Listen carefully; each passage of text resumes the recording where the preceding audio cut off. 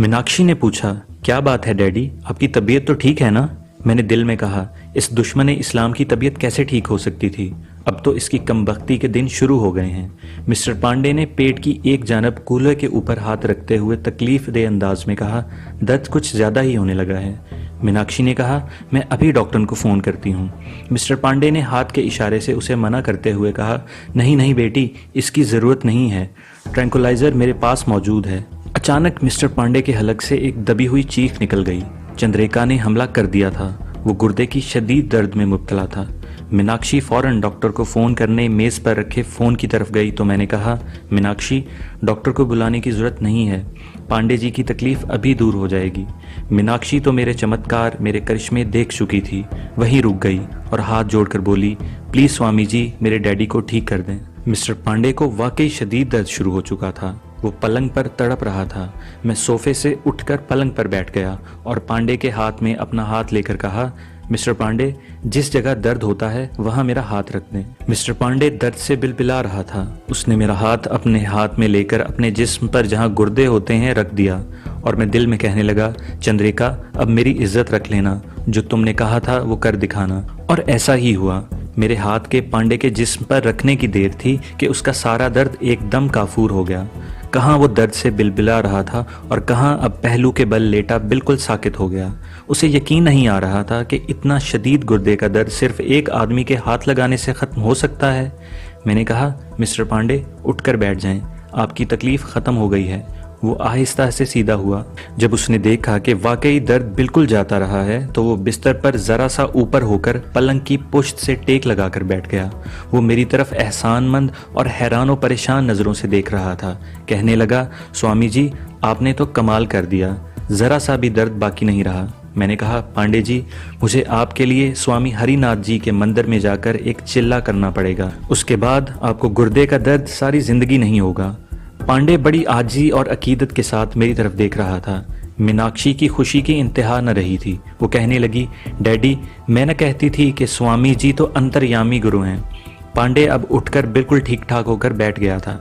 कहने लगा, स्वामी जी, मेरे गुर्दे में 3 पत्थरियां हैं, सारी तकलीफ उन पत्थरियों की वजह से है। डॉक्टर कहता है कि मुझे शुगर बहुत ज़्यादा है, ऑपरेशन खतरनाक साबित हो सकता है।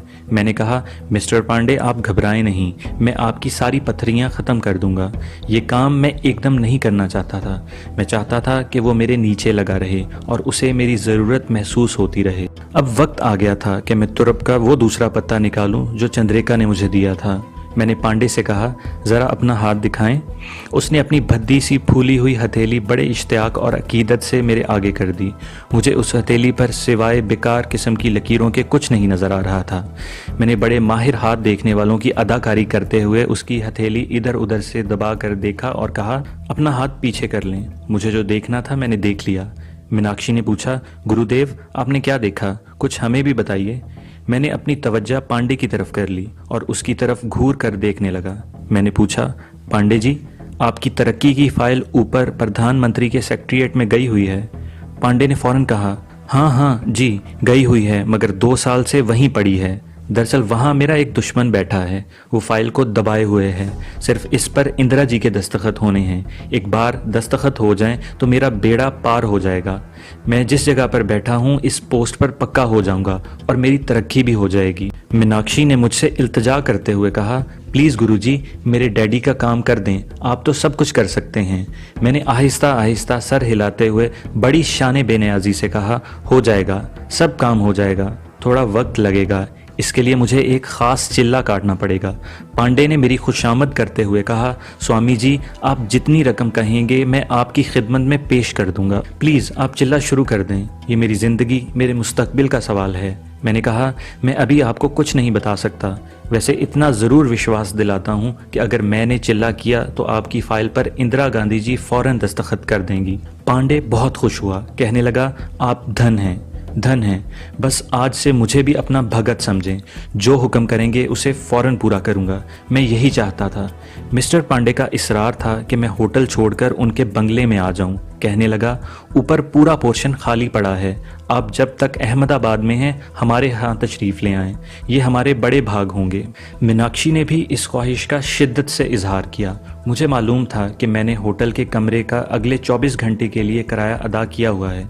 मैंने कहा, कल शाम को सोच कर बताऊँगा। मीनाक्षी मुझे छोड़ने मेरे होटल तक आई।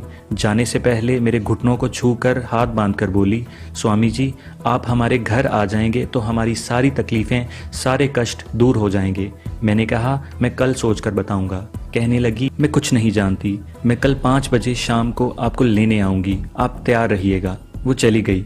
मैंने रात को करीम भाई को फ़ोन पर बताया कि मैंने गूगल दास पांडे वाला मोर्चा भी फतह कर लिया है और रॉ की पाकिस्तान और कश्मीर अफेयर वाली सीक्रेट फाइलों तक पहुंच गया हूं। हम कोड अल्फाज में बातें कर रहे थे, मगर कोड लफ्ज़ों में ज़्यादा तफसील से बात नहीं की जा सकती थी। करीम भाई ने कहा, मैं सुबह 8 बजे तुम्हारे पास आऊँगा, नाश्ता तुम्हारे साथ करूँगा। इसने फ़ोन बंद कर दिया। सुबह ठीक बजे करीम भाई मेरे होटल पहुँच गया। नाश्ते पर मैंने उसे बताया कि मिस्टर पांडे पर मैंने अपनी गुफ्तगू और जैन धर्म की बातों से इतना गहरा असर जमा लिया है कि वो चाहता है कि मैं होटल छोड़कर उसके बंगले चला आऊं। मैंने वहां चंद्रिका की मदद से जो शोभदाबाजी दिखाई थी उसका जिक्र करीम भाई से बिल्कुल ना किया, इसकी ज़रूरत भी नहीं थी। करीम भाई कहने लगा, मेरा ख्याल है तुम्हें आज शाम होटल छोड़कर मिस्टर पांडे के यहाँ चले जाना चाहिए और जितनी जल्दी हो सके उससे ये मालूम करने की कोशिश करनी चाहिए कि नेपाम बमों वाली असलहे की फौजी गाड़ी कब और किस वक्त देवलाली से रवाना होगी। ये मालूम करना बहुत ज़रूरी है क्योंकि ये गाड़ी देवलाली और जम्मू तवी के दरमियान ही किसी जगह तबाह होनी चाहिए। अगर इस फौजी मालगाड़ी का असलहा कश्मीर पहुंच गया तो इसमें जो नेपाम रॉकेट बम हैं वो कश्मीरी मुजाहिदीन के मोर्चों में तबाही मचा देंगे और कश्मीरी मुसलमानों के घरों को जलाकर खाकिस्तर कर देंगे। मैंने कहा, करीम भाई, ये तुम भी जानते हो कि इतनी जल्दी इतने टॉप सीक्रेट की बातें मिस्टर पांडे से मालूम करनी बहुत मुश्किल हैं।